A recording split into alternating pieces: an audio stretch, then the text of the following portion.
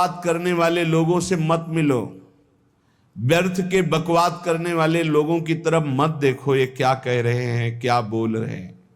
और तुम भी व्यर्थ का बकवाद मत करो। अपने समय को कीमती मान करके निरंतर प्रिया प्रीतम का नाम जप करो, उनके गुण लीला गाओ, उनकी सेवा में रहो। कभी प्रपंच की बातें, कभी प्रतिष्ठा का चिंतन, कभी नाना प्रकार के मान सम्मान का चिंतन, ये घुसने ना पावे हृदय में। बहुत सावधान रहना चाहिए साधक को। ऐसी बातें देखो मत, ऐसी बातें सुनो मत जिससे तुम्हारा हृदय उद्विग्न होकर प्रभु का चिंतन छोड़ दे। बंद करो। अभी अन्य लोगों के संग का त्याग कर दो, जो भगवत विमुख वार्ता करते हैं, संत निंदा करते हैं, दूसरों की निंदा करते हैं। कुछ हाथ नहीं लगता, ये लोग दुर्गति को प्राप्त होने वाले हैं। भक्तन निंदा अति बुरी भूल करे जिन कोय, किए सुकृत बहुजन्म के छिन में दारे खोए। पर निंदा के किए ते नहीं, आवत नहीं कछुआत, मूर्ख पर्वत पाप को ले चल अपने साथ। तो अलम कश्याप संगत्या, ऐसा संग मत करो जिनके पास बैठने से भक्त निंदा, जन निंदा, भगवत निंदा हो। ऐसे से दूर रहो। अलम बंद कर दो ऐसे लोगों का संग। रात दिन हम श्यामा श्याम का नाम जप करेंगे, श्यामा श्याम के लीला गुण गाएंगे, श्यामा श्याम के ही धाम का शोभा का चिंतन करेंगे। जब तुम अपना जीवन श्यामा श्याम के चरणों में न्यौछावर कर दोगे तो पूरा भार श्यामा श्याम ले लेंगे और तुम्हारे हृदय में मस्ती आ जाएगी। होता है दृढ़ निश्चयी, उसके अंदर दृढ़ विश्वास, तो उसके हर समय भगवान की स्फूर्ति होती रहती है। भारी प्रतिकूलता में भी भगवान का सानिध्य अनुभव होता है। वो अनुकूलता में तो भगवान के दुलार को देखता है, लेकिन प्रतिकूलता में भगवान की विशेष कृपा को देखता है। ये संयोग, ये वियोग, संसार की ये द्वंद्वमयी वृत्तियां भक्तों के हृदय में नहीं चुभती। आए की हुज्जत नहीं, गए की तलाश नहीं, क्योंकि नित्य संयोग भगवत स्मृति के प्रभाव से प्रभु का रहता है। शोक, विषाद बहुत ध्यान देने योग्य विषय है। तभी लोगों को ऐसा लगता है कि ऐसा कैसे हो सकता है। भक्त के चरित्रों को जब सुनते तो लगता है ऐसा कैसे हो सकता है, ऐसी परिस्थिति में भी ऐसा कैसे हो सकता है। क्योंकि तुम मानसिक बुद्धि से युक्त हो और वो भागवतिक स्थिति से युक्त है, इसलिए तुम उसको पार पा ही नहीं सकते। जब तुम अपना जीवन श्यामा श्याम के चरणों में समर्पित कर देते हो हृदय से, फिर उनकी कृपा से सब विघ्न दूर हो जाते, एक अपार मस्ती रहती है। नहीं तो शोक, विषाद, दुख, क्लेश, कष्ट, संताप, भय, उद्वेग, ये सदैव सताते रहते हैं। इसी से डिप्रेशन होता है। बार बार नकारात्मक चिंतन, शोक, विषाद, दुख, चिंता, क्लेश, संताप, भय, उद्वेग, यही पूरे मानसिक स्तर को नष्ट कर देते हैं। उत्साहहीन जीवन हो जाता है। जब तुम श्यामा श्याम को समर्पित हो जाते हो तो ये सब प्रवेश भी नहीं करते, एक अपार मस्ती बनी रहती है। अब क्या होगा? श्यामा श्याम जो करेंगे वही होगा।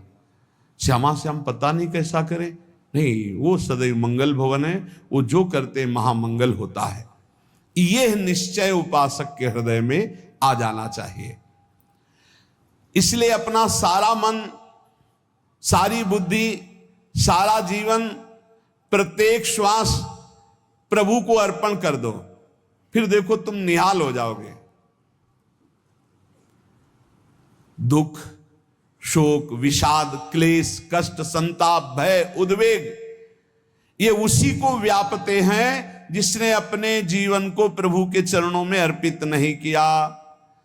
इसलिए तुम अपना सारा मन, सारी बुद्धि, सारा जीवन प्रत्येक श्वास केवल प्रभु को अर्पित कर दो, फिर देख लेना श्वास कैसे अर्पित की जाती, राधा राधा राधा। बुद्धि कैसे अर्पित की जाती, एकमात्र निश्चय कि भगवत सुख ही सुख है, ये जागतिक सुख सुख नहीं, ये दुख है, ये ऐसा दलदल है जिससे आप तक कोई नहीं निकल पाया। सारा मन, हम मन से केवल प्रभु का मनन करें, बार बार मन को संसार से हटा के नाम में, रूप में, लीला में, धाम में लगाएं। प्रसन्नता हो जाती है उस उपासक के हृदय में जो अपना मन बुद्धि प्रभु के चरणों में अर्पित कर देता। भगवान ने तो इसको बहुत उत्तम स्थिति बताया है कि मेरे से कभी वो अलग हो ही नहीं सकता यदि मन बुद्धि अर्पित कर दिया। मय्येव मन आधत्स्व मयि बुद्धिम निवेशय, तो निवश्य मय्येव अत ऊर्ध्वं न संशया, बिल्कुल संशय नहीं, वो मेरे में ही निवास करेगा जिसने मन और बुद्धि अपनी मेरे में अर्पित कर दी। बहुत प्रसन्नता रहेगी उस उपासक के जीवन में जो अपने आप को मन बुद्धि सहित प्रभु के चरणों में समर्पित कर दिया है।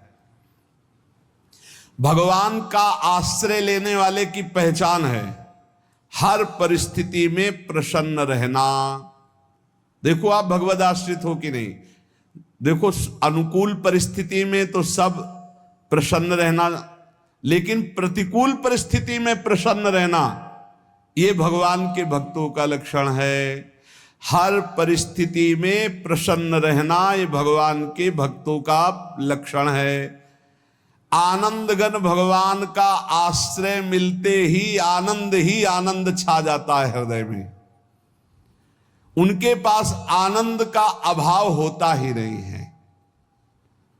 जैसे सूर्य का प्रकाश उदय होते ही सूर्य का प्रकाश संपूर्ण अंधकार को नष्ट कर देता है, ऐसे ही भगवान का संपूर्ण आश्रय लेते ही सब दुख चिंता शोक नष्ट हो जाते, आनंद ही आनंद।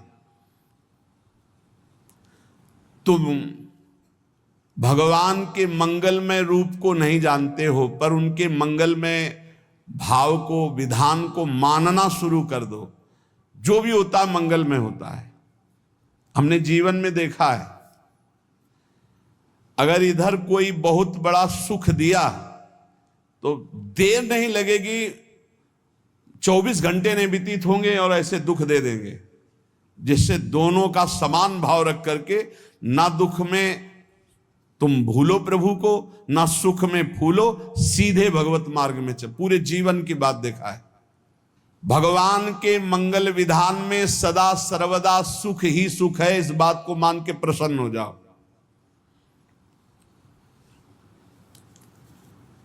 जब भगवान का भजन करने वाले की तन्मयता बढ़ती है भजन में, तो द्वेषी जन अपने आप तैयार हो जाते हैं। भक्त कभी किसी से द्वेष नहीं करता, अपने आप वो द्रोह करने लगते हैं। तो नरसिंह मेहता जी से बहुत गांव के कई लोग थे जो जलते थे, ऐसे जलते थे कि अब क्या करें, कैसे मिटा दे नरसिंह मेहता जी को। अब उपाय तो मिल नहीं रहा था। तो एक दिन संतों की मंडली आई और उन्होंने कहा कि हम रास्ते में कोई चोर आदि धन ना ले ले, इसलिए यहां से किसी की हुंडी चलती है क्या द्वारिका में? पहले ऐसा था। बोले हाँ हमारे यहां बहुत बड़े सेठ हैं नरसिंह मेहता जी, पर आप कहोगे वो मना कर देंगे। कई बार कहोगे, अगर वो स्वीकार कर ले तो वहां। और उनका लक्ष्य था कि नरसिंह मेहता जी की तो खाने की भी सुविधा नहीं थी, हुंडी कहाँ की बात आई। उनका था कि जब वो ना कहेंगे तो संतजन नाराज हो जाएंगे, अगर हाँ कह दिया तो वहां हुंडी चुकेगी नहीं, तो संतजन अपने आप इनको शाप दे देंगे, अपराध बन जाएगा, ये नष्ट हो जाएंगे। संतों को भेजा नरसिंह मेहता जी ने, सबकी दंडवत की, चरण पखाड़े। तो उनका ये इतना रुपया है, द्वारिका में साधु सेवा हम करेंगे, वहां तुम्हारी हुंडी चलती है तो आप अरे उनका आप कहाँ भूल रहे हो, यहाँ खाने की भी व्यवस्था। बोले हमें सब पहले से बता दिया गया कि आप मना करोगे, बार बार मना मत करो, हमें पता है। तो उन्होंने ठाकुर जी की तरफ देखा, बोले क्या लीला है प्रभु, संतों से हम क्या कहें, ये ले रुपए।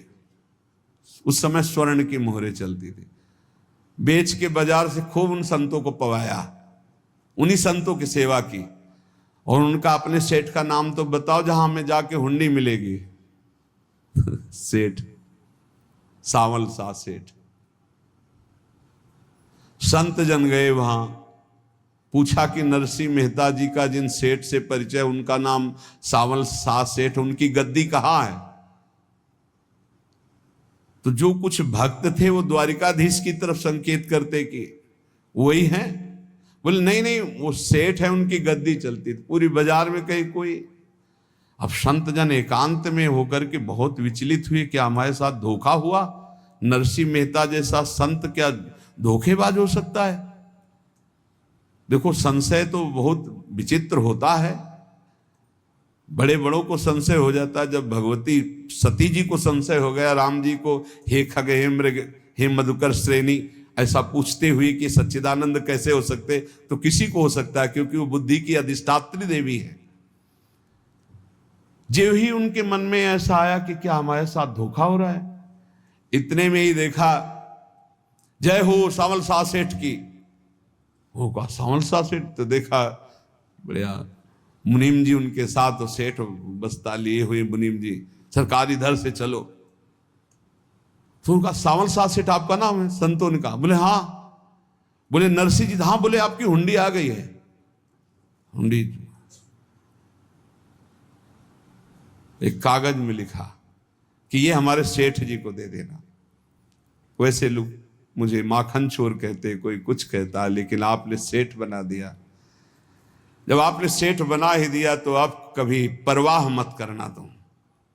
और ये सेवक आपकी सेवा में सदैव तत्पर है। भगवान ने ऐसा लिखा।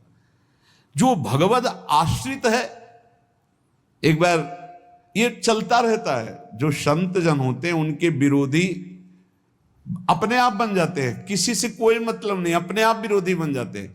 कबीरदास जी का पूरी काशी में यश था। भजन करने वाले महापुरुषों का यश बढ़ता है जब, तो जो भजनहीन होते हैं उनके हृदय में जलन पैदा हो जाती है और वो उनको विविध प्रकार से फंसाना चाहते हैं, उनको कष्ट देना चाहते हैं। तो कबीरदास जी के यश को धूमिल करने के लिए कुछ ब्राह्मणों ने एक रचना रची। मुड़ मुड़ा के कबीरदास जी के शिष्य बन करके पूरी काशी के सब आश्रमों में निमंत्रण दे आए। कल भंडारा है, संत सेवा है, सबने स्वीकार किया। कबीरदास जी अपनी दिनचर्या करके निकले तो संत मंडली आने लगी। बोले कै बजे सेवा है? साधु सेवा। बोले कौन सी साधु सेवा? बोले कल आपके शिष्यजन निमंत्रण दे के आए, पूरी काशी के सब संत आ रहे हैं। कबीरदास जी ने कहा यहाँ तो एक की भी व्यवस्था नहीं, पूरी काशी के संत आ रहे। अच्छा, समझ में आ रहा है, लीला बिहारी तुम लीला करना चाहते हो। गए अपना निकल गए गंगा किनारे, एक झाऊ के नीचे बैठकर अपना भजन ध्यान में मगन है। 11-12 बजे तो मंडली की मंडली, काशी तो बहुत। कबीरदास जी ने देखा कि आश्रम की, तो बोले पता नहीं क्या होगा, चलो चलते हैं। तो ऐसे गमछा वस्त्र करके ऐसे डालकर मुंह ढक करके, वहां बड़ी बड़ी पंगत लगी थी। कबीरदास जी सबको पाओ जी पाओ। कबीरदास जी ने, कबीरदास जी के रूप में स्वयं भगवान, पाओ जी पाओ। कबीरदास जी ने कहा अच्छा, जब स्वामी परस रहे तो हम भी बैठ के पा ले। तो जब उसी पंगत में बैठ गए अपना कपड़ा ढक करके, और जब मोहरे की दक्षिणा दे रहे थे सब लोग कि वाह कबीरदास जी ने आज तो साधु से। सबको जब कबीरदास जी के सामने आए तो ऐसे मुंह ढके, बोले देखो जो मेरा होता है उसे मुंह छुपाना नहीं पड़ता, मुंह ढकला नहीं पड़ता। लो दक्षिणा, तुम भी दक्षिणा लो। कबीरदास जी को कबीरदास जी दक्षिणा दे रहे, और वो कबीरदास जी है भगवान, और ये पाले वाले कबीरदास जी है भगवान के जन। कभी भगवान अपने, अरे जमाने जोर लगा ले, कितना जोर लगाएगा, भक्त और भगवान का झंडा कभी न झुकने पाएगा। बिल्कुल चिंता शोक भय उद्वेग रहित जीवन भगवद आश्रित। तुम भगवान के मंगल विधान में सदा सर्वदा प्रसन्न रहो। अब ये विचार कर लो कि भगवान जो करेंगे तुम्हारा मंगल करेंगे। अब थोड़ा ऐसा बीच में लगता है कि अमंगल हो रहा है क्या, लेकिन पक्का समझो बहुत बड़ा मंगल उनका विधान होता है। बहुत ही उत्तम मंगल होता है भगवान के शरणागत का। भगवान हमारे विचारों वाले नहीं हैं, हमारे विचार प्राकृतिक है, भगवान के विचार चिदानंदमय हैं। वो अपने विचार से हमारा मंगल करते हो, हम अपने विचार से मंगल चाहते हैं। भगवान के विचार से मंगल ही हमारा होगा, इसलिए कभी हमको चिंता शोक भय नहीं करना चाहिए। भगवान की ओर से कभी तुम्हारे लिए ऐसा विधान नहीं होगा कि तुम दुखी हो जाओ, बस तुम्हारी सोच हो सकती है, उसका परिणाम बहुत मंगल होगा। जगत की ओर से निराश हो जाओ, किसी से आशा मत रखो, फिर आप देखो आपका जीवन कैसा आनंदमय व्यतीत होता है।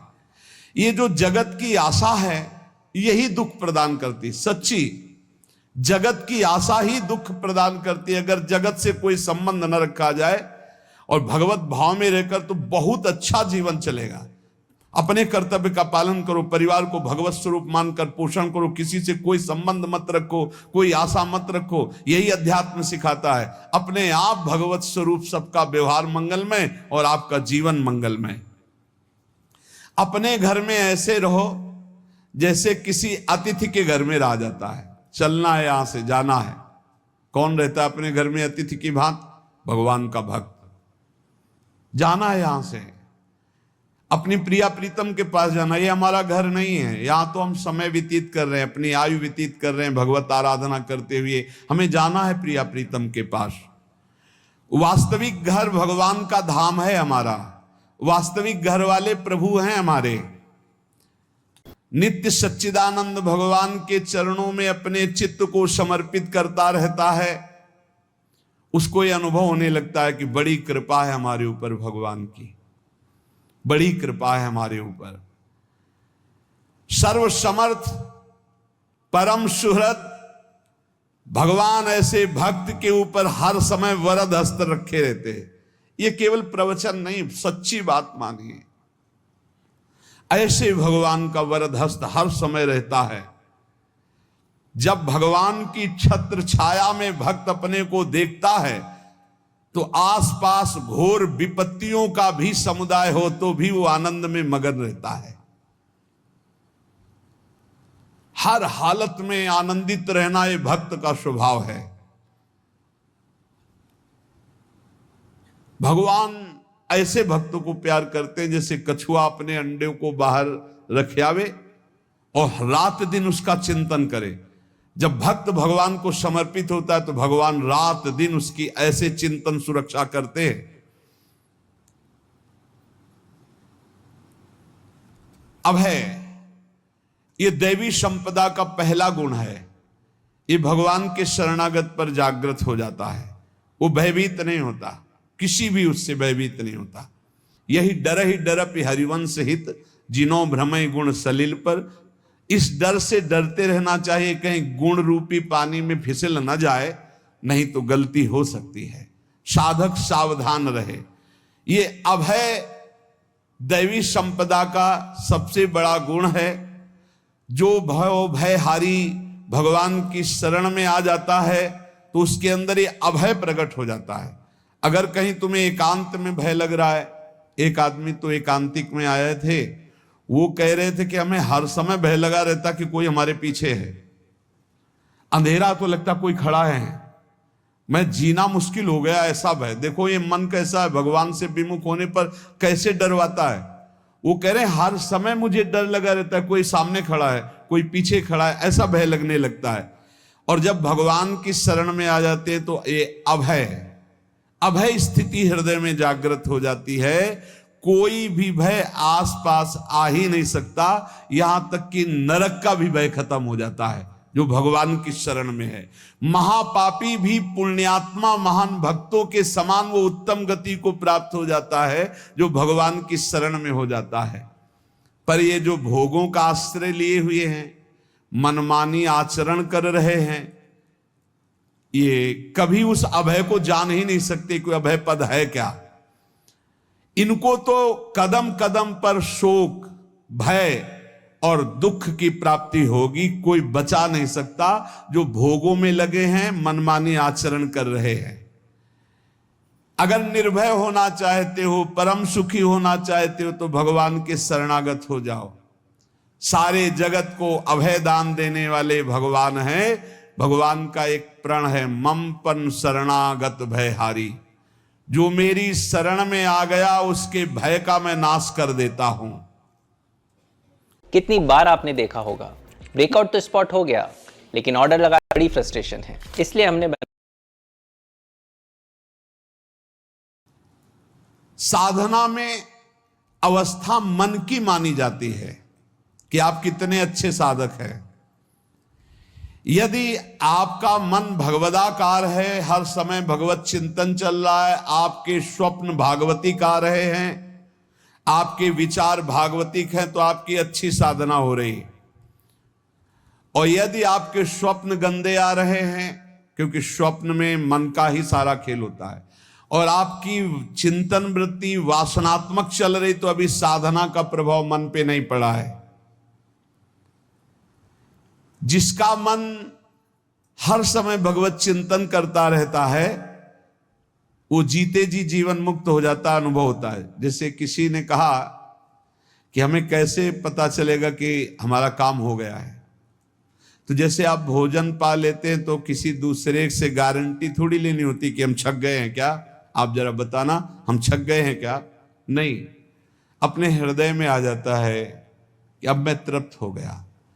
ऐसे ही अपने हृदय में आ जाता है कि मेरा काम हो गया, अब मेरा जन्म नहीं होगा। ये हृदय में आ जाता है, अपने आप अनुभव में आ जाता है। जब स्वरूप बोध होता है तो किसी और से सलाह थोड़ी लेनी होती है, वो अपने आप अनुभव में आ जाता है। हाँ, यदि गुरुदेव का वर्ण नहीं किया है तो फिर आपको किसी न किसी गुरु से प्रमाणित करवाना पड़ेगा। अगर गुरुदेव का वर्ण किया है तो वही मंत्र, वही नाम, वही गुरु शरणागति आपको अंदर से पुष्ट कर देगी कि आपका काम हो गया है।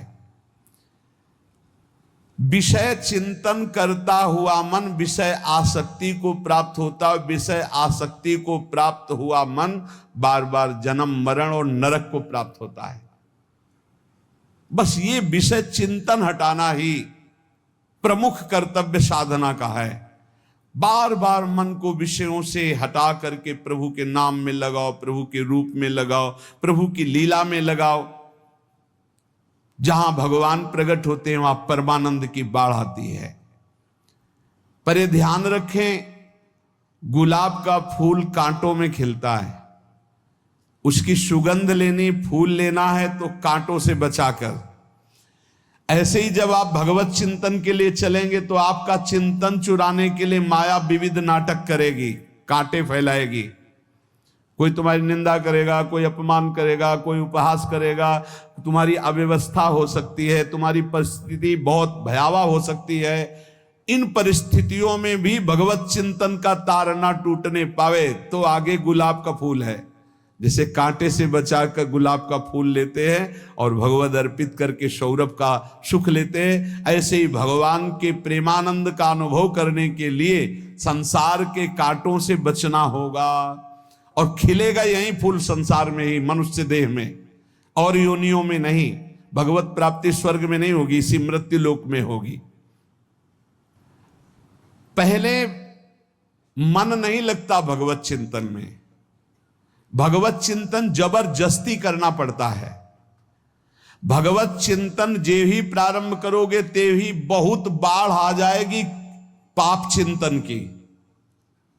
ध्यान दीजिए, बहुत लोग प्रश्न करते रहते हैं कि हम जब भजन में बैठते हैं तो बहुत गंदी बातें आती, मन बड़ा चंचल होता है, भाग जाता है। ऐसा प्रारंभ में जब कोई भगवत चिंतन प्रारंभ करता है तो उसका मन विषयों में भागता है, गंदी बातों में भागता है।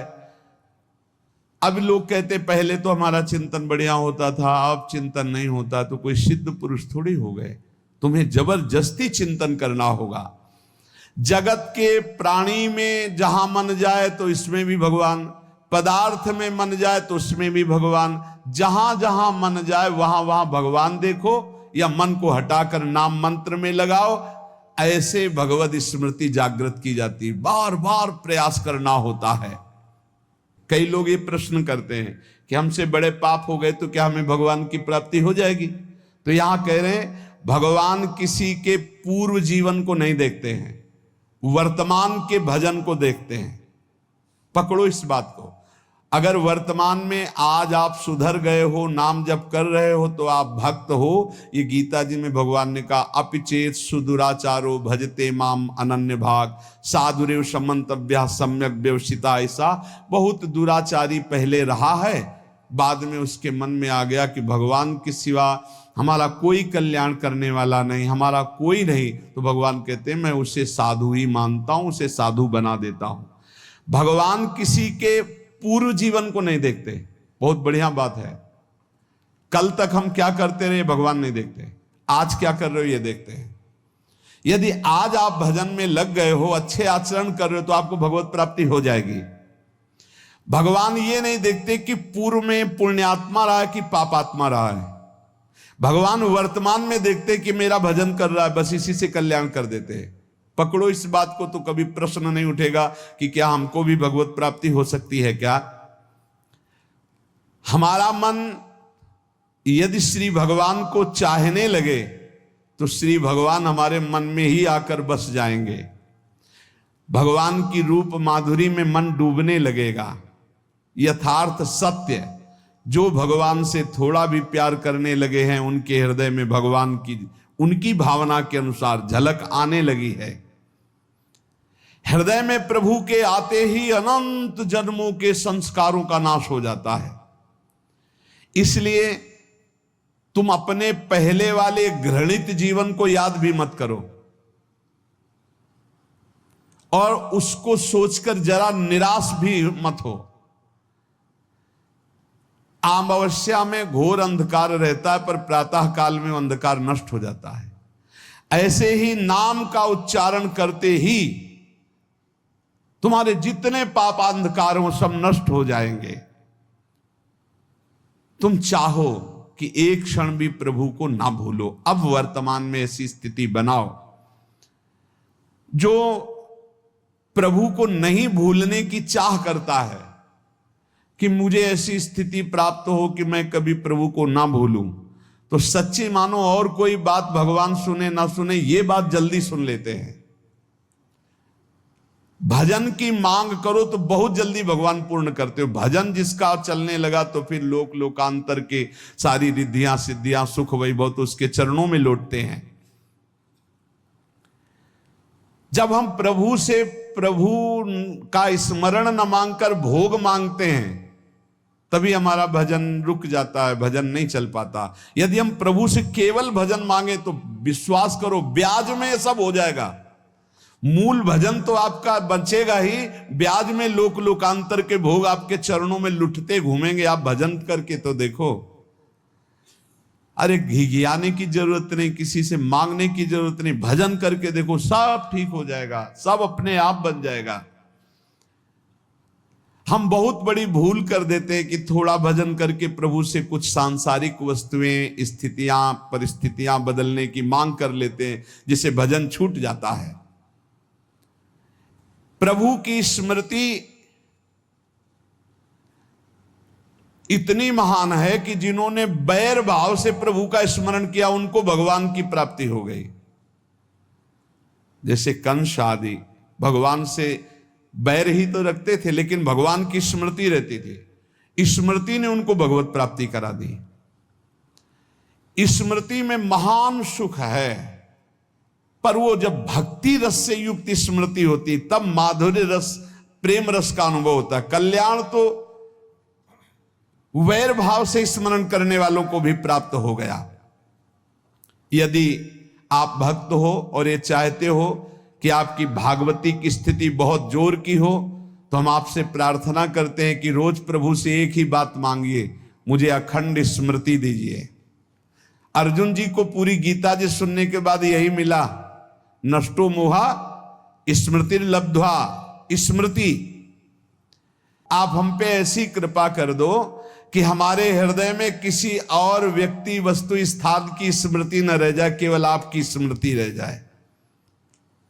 ये चाह भगवान बहुत जल्दी पूर्ण कर देते हैं यदि उपासक हृदय से ये बात मांगे। भगवान की कृपा से ही ऐसा हो सकता है कि अखंड स्मृति ये कर्म फल से नहीं मिलती है। प्रभु के प्रति निर्भर होकर जो दैन्यता पूर्वक प्रभु से मांगता है और हर समय अभ्यास करता रहता है भगवत स्मरण का, उसको ये स्मृति मिलती है। और स्मृति मिल गई तो इससे बड़ी कोई स्थिति नहीं, हर समय भगवान का स्मरण। प्रभु से मन प्रतिपल नया नया स्वाद लेकर के आसक्त होता रहता है, नवम नवम। प्रभु कभी बासी नहीं होते। जैसे किसी व्यक्ति को देखो तो देखते देखते मन हट जाएगा कि देख लिया, बहुत सुंदर है, ठीक है, लेकिन वो एक दिन मन हट जाएगा।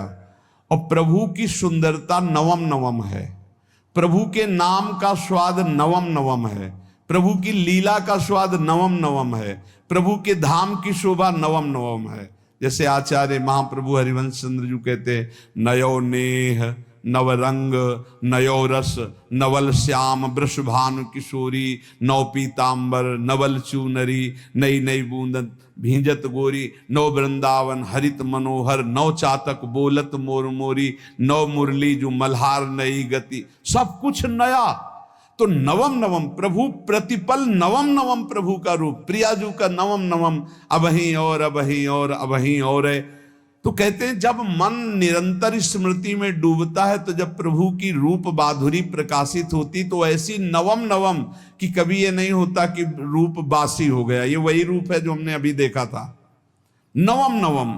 इसलिए आनंद की उफान आती रहती है उपासक के हृदय में।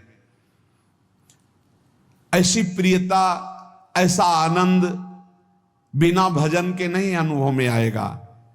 इसलिए तुम विश्वास करो, तुम्हें बहुत सुंदर सुख मिलने वाला है, आगे अपार सुख मिलने वाला है। ये थोड़ा दुख का समय काट लो, जब तक जीवन है ये दुख सुख की लहर आती रहेगी, आप इसको सह जाओ, आगे बहुत आनंद है। विश्वास मान लीजिए, बहुत आनंद है।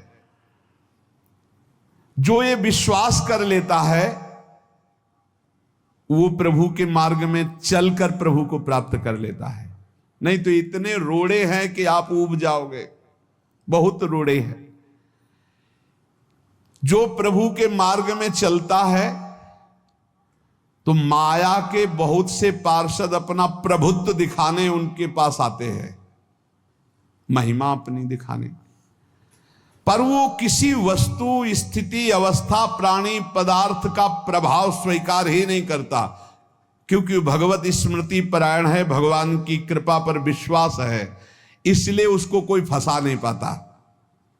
वो नित्य निरंतर प्रभु से घुला मिला रहने के कारण उसकी मस्ती में कोई फर्क नहीं पड़ता। माया का प्रभुत्व रखने वाले उसे फंसाने की चेष्टा करते हैं, पर उस पर किसी का असर नहीं होता। वो कहीं लिप्त नहीं होता, वो कहीं दुखी सुखी नहीं होता, वो हर समय प्रसन्न रहता है। तुम देखो, हर समय प्रसन्न रहते हो? यदि नहीं तो तुम किसी व्यक्ति वस्तु का आश्रय लिए हुए, प्रभु का नहीं। अगर हां तो हर समय प्रभु का स्मरण चलना चाहिए, हर समय प्रभु के आश्रित हो, फिर देखना ये आनंद, ये प्रसन्नता क्या रूप रखती है। बड़े बड़े मस्त संतों को देखा, मस्त एकदम ऐसे उन्माद में मस्त।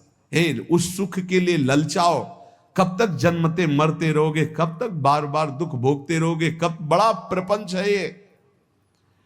भगवान का स्मरण परम पुण्यात्मा पुरुष का हृदय माना जाता है। बहुत पवित्र हृदय, बड़ा पुण्यात्मा हृदय जिसमें भगवान का स्मरण। भगवान का विस्मरण पापात्मा पुरुष, भयानक विपत्ति, दुर्भाग्य आते हो। सुदृढ़ निश्चय करो, अब हम भगवान के स्मरण में अपना समय व्यतीत करेंगे। मेहनत करो, कार्य करने के लिए कोई मना नहीं। आप नौकरी करो, किसानी करो, व्यापार करो, पर अंदर अंदर भगवत स्मृति, भगवत स्मृति ही सबसे बड़ी स्थिति है।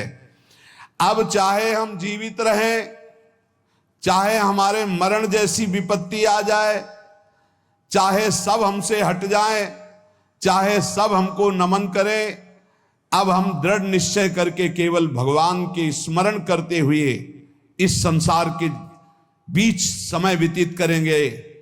अब हम चूकने वाले नहीं। ये नियम लीजिए, चाहे जीवन रहे या ना रहे, चाहे मरण जैसा कष्ट आ जाए, चाहे सब वियोग हो जाए, सब चले जाए, चाहे सब संयोग हो जाए, सब नमन करें, अब हम प्रभु का स्मरण नहीं छोड़ेंगे।